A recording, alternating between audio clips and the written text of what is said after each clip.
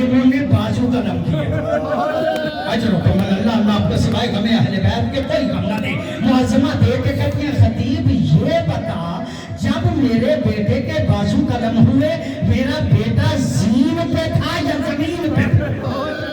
अज़ादारो, खतीब देख के कहता है ज़ीन पे था।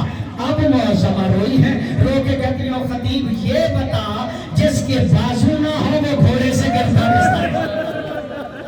अल्लाह, अल्लाह आपको सिवाय हमें अहले बैत के कोई गम ना दे। मखदूमा उम्मुल बनीन वाक़या करबला के गुजर जाने के बाद जन्नतुल बकी में बैठ जाती थी और ऐसे ऐसे बयान करती थी कि पास गुजरने वालों के आंसू निकल जाते थे। पता क्या करती थी? जन्नतुल बकी में बैठ जाती थी। पहला बयान तो करती थी, लोगों अब तो मुझे उम्मुल बनीन ना कहा करो, अब तो मेरा कोई बेटा नहीं रहा। और दूसरा क्या करती थी? 4 बेटे थे ना, एक बेटे की कब्र बनाती थी, अपने हाथों से मिटा देती थी।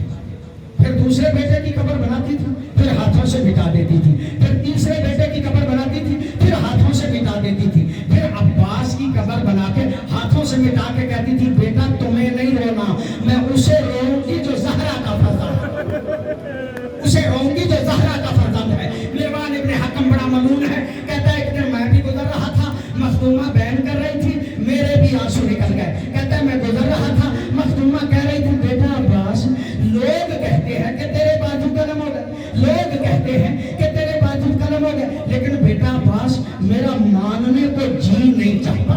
जितना बहादुर तू था, भला तेरे भी बाजू कलम हो सकते हैं, लेकिन बेटा अब्बास जब कहते हैं ना ज़ैनब की चादर उतर गई, अजरुकुम अल्लाह, अल्लाह आपको सिवाय हमें अहले बैत के कोई गम नहीं। जब कहते हैं ना ज़ैनब की चादर उतर गई, मैं मान जाती हूँ, इसलिए कि तेरे बाजू सालिब होते ज़ैनब की चादर ना उतर। अल्लाह आपको सिवाय हमें अहले बैत के कोई गम ना दे। 2 मिनट मैंने पढ़ना है आपकी खिदमत में। अज़ादारो, एक मर्तबा मखदूमा देख के कहती है, ये बता, जब मेरे बेटे के बाजू कलम हुए, ज़ीन पे था या ज़मीन पे था? अज़ादारो, कहा ज़ीन पे था।